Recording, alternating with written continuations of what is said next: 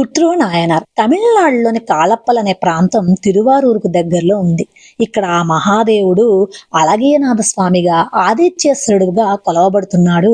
అలాగే అమ్మ పార్వతి ప్రభనాయకి పన్నేర్మూలియలగల్ గా కొలవబడుతున్నది. ఇది శివభక్తుల పాదల్పెట్ట స్థలములలో ఒకటి. ఈ ఆలయాన్ని విజయాలయ చోళుడి యొక్క కొడుకైనటువంటి ఆదిత్య చోళుడు సామాన్య శకానికి ముందు, అంటే బిఫోర్ కామన్ ఎరా అంటాం కదా, అప్పుడు 850-890 సంవత్సరాల్లో నిర్మించాడు. ఈ ఆలయం ముట్టియార్ నదీ తీర ప్రాంతంలో ఉంది. అక్కడ అళగియనాథ స్వామి యొక్క ఆలయంతో పాటు కైలాసనాథ ఆలయము, అనేగల్ పెరుమాళ్ ఆలయాలు కూడా ఉన్నాయి. పాండ్యరాజు కులశేఖరుని కాలం నాటి ఒక శిలాశాసనం కూడా లభించింది. అందులో ఎన్నో వివరాలు ఉన్నాయి. కలపల లేదా శివతల అనే ఒక చిన్న ప్రాంతానికి చెందినవాడే కళందై కోన్ కుట్రువర్.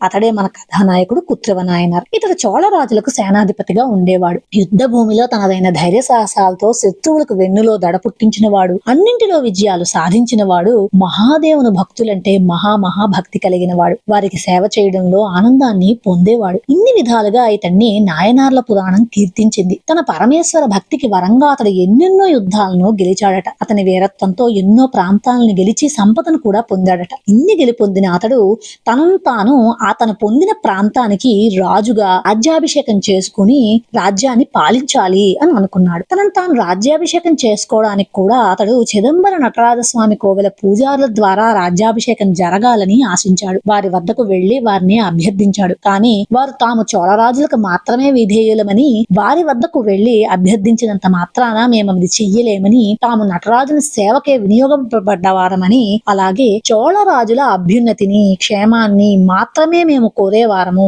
కావున నీకు మేము పట్టాభిషేకం జరపలేము అంటూ తెగించి చెప్పేశారట. ఇదేమిటి అని మనకు అనిపించవచ్చు. నిజానికి చరిత్రలో కొన్ని చోట్ల ఇతడిని జైన మతస్థుడని కూడా పేర్కొన్నారు. ఇతడికి శైవం అంటే విపరీతమైన ద్వేషం ఉండేది అని కూడా చెప్తారు. శివభక్తులను బాధించినట్లుగా కూడా జైన మతస్థులు ప్రవర్తించినట్టు మనం చాలా నాయనార్ల కథల్లో చెప్పుకున్నాం కదా. అందువల్ల జైనులకు ఉండే శివద్వేషము, ఆ శివభక్తుల్ని బాధించడము తెలుసు కాబట్టి ఆ కాలంలో అందుకే అతన్ని పూజారులు వ్యతిరేకించి కూడా ఉండుండొచ్చు. పైపొచ్చు ఇతడు చోళ రాజులకు సేనాధిపతిగా ఉండి తాను ఒక ప్రత్యేక రాజ్యాన్ని స్థాపించాడు కాబట్టి ఇదంతా విన్న కుట్రువ చాలా బాధపడ్డవాడై నటరాజస్వామికి సేవ చేసి, మీ చేత నాకు పట్టాభిషేకం జరగాలి అని అనుకున్నాను. మీ ఆశీర్వాద బలంతోనే నేను పాలించాలి అనుకున్నాను. కానీ అది జరిగేలా లేదు అని వారి పాదాల వద్ద తన కిరీటాన్ని పెట్టి అతడు తన చేర రాజ్యం వెళ్ళిపోయాడు. అక్కడ అతడు తన మహాదేవునిపై నా భక్తి నిజమైనది అనుకుంటూ బాధపడ్డాడు. అతడు పరమేశ్వరుడిని ఇలా వేడుకున్నాడు.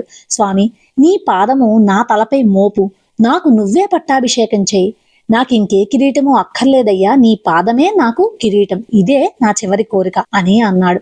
అతడికి మహాదేవుడు కల్లో కనిపించి అతడికి ఎంతో ఘనంగా పట్టాభిషేకం చేశాడట. అటుపై అతడు తన సంపదను తన ప్రాంతంలో ఉండే శివభక్తుల సేవకు, దీనుల సేవకే వినియోగించాడు. అంత్యంలో అతడు కైలాసంలోని పరమేశ్వర సన్నిధికి చేరుకున్నాడు. పెరియ పురాణం, నాయనార్ల పురాణం అతన్ని ఇంత గొప్పగా కీర్తించింది. ఇదండి కుట్రువ నాయనార్ కథ.